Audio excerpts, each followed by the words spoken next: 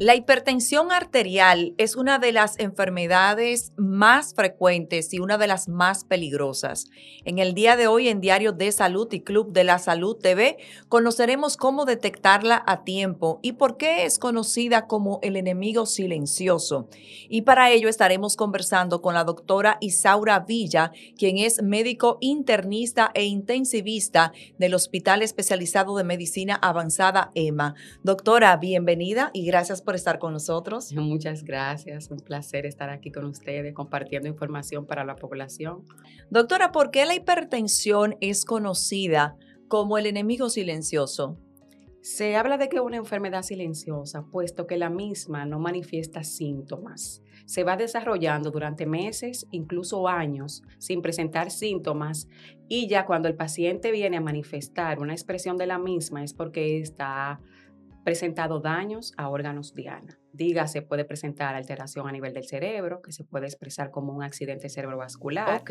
un daño a nivel cardíaco, como lo que es un infarto, un daño a nivel renal, como lo que es una enfermedad renal crónica, e inclusive pudiera dañar la retina y pudiera traducirse en una retinopatía hipertensiva que pudiese llegar inclusive hasta la ceguera. Ok.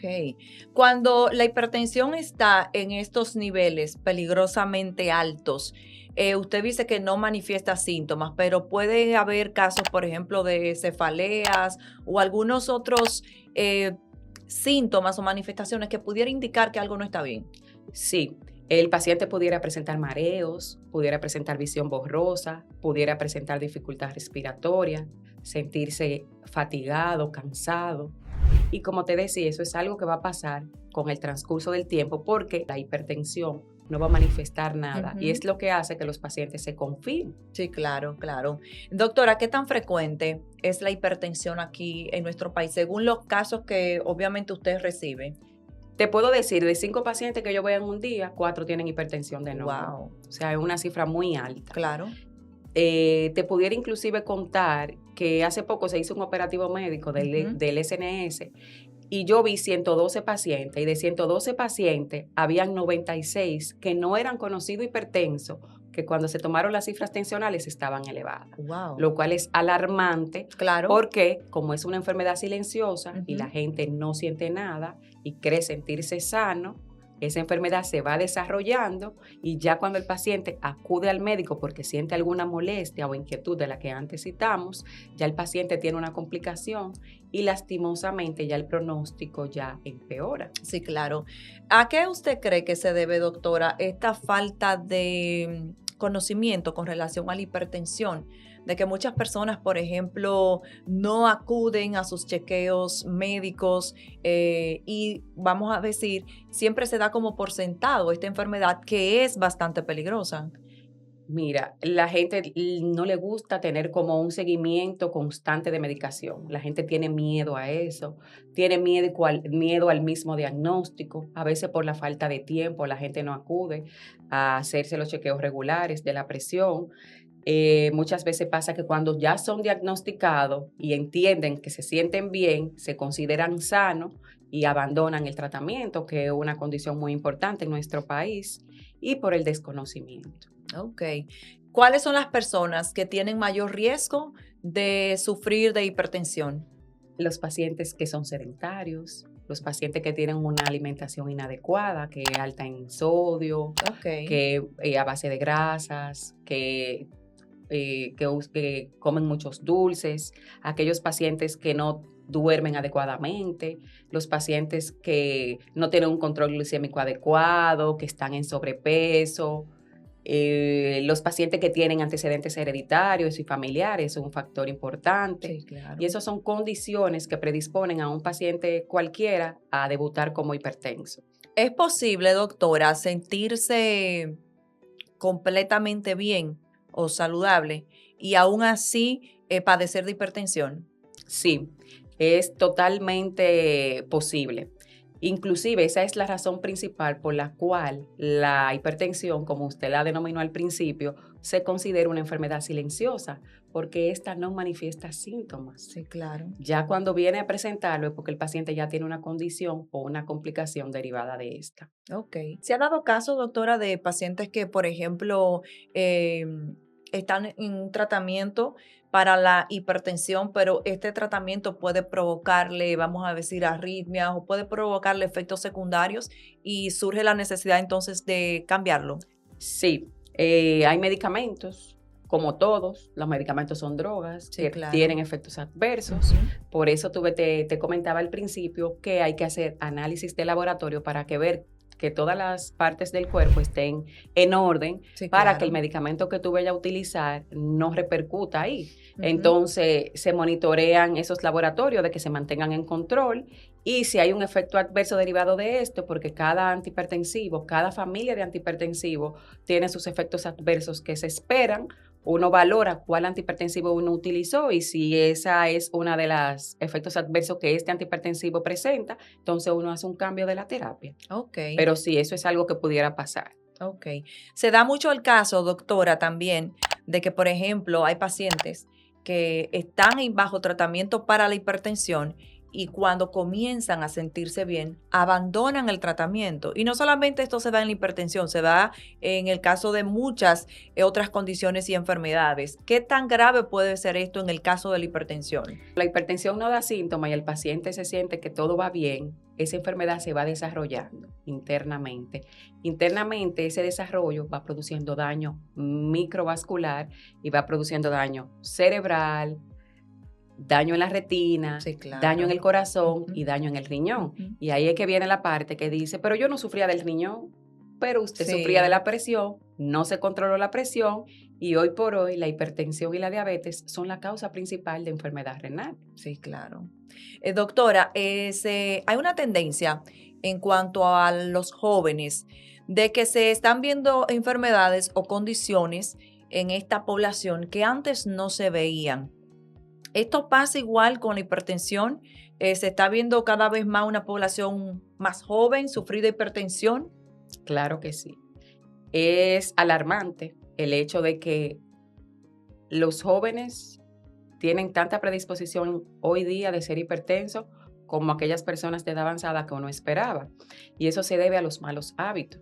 Como tú muy bien sabes, hoy día la gente es muy sedentaria, Sí. tiene hábitos alimenticios muy inadecuados, Ujú. no se ejercita, Sí. se estresa mucho, se pasa la noche pegado a una pantalla, al celular, y eso le confiere mucho estrés, no descansan, ¿me Sí, así entienden? es. A veces están en sobrepeso y lo ven como algo normal, Ujú. no se hacen controles de glicemia, no se hacen controles de lípidos, no se hacen chequeos regulares para poder determinar que hay una condición que lo predisponga a que tengan hipertensión. Claro. E inclusive a veces tienen factores hereditarios y genéticos que lo predisponen a una enfermedad, en este caso la hipertensión, y ellos omiten y le dan la importancia que requieren, porque si por ejemplo tú sabes que tu mamá es hipertensa, tú tienes que empezar a cuidarte, hacerte Claro. chequeos regulares, porque tú tienes riesgo de llegar a ser una paciente hipertensa. Pero si tú modificas los factores de riesgo que son modificables, como lo es la Ujú. alimentación,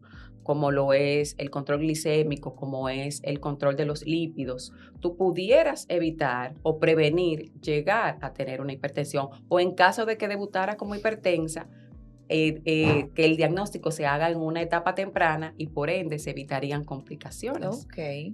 Doctora, una vez que una persona debuta como hipertensa, ¿ya esto es de por vida o esta enfermedad tiene una cura o simplemente se controla? En general, la hipertensión no se cura. Es una enfermedad que se controla.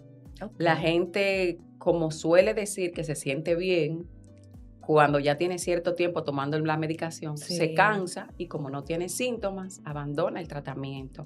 Y eso es un error frecuente en nuestra población, que las personas abandonen el tratamiento porque entienden que ya se curaron. La hipertensión no se cura, la Ok. hipertensión se controla. Ahora, pueden haber casos de pacientes que se comprometan y que sean tan disciplinados que la presión mejore considerablemente, pero cura en sí, no.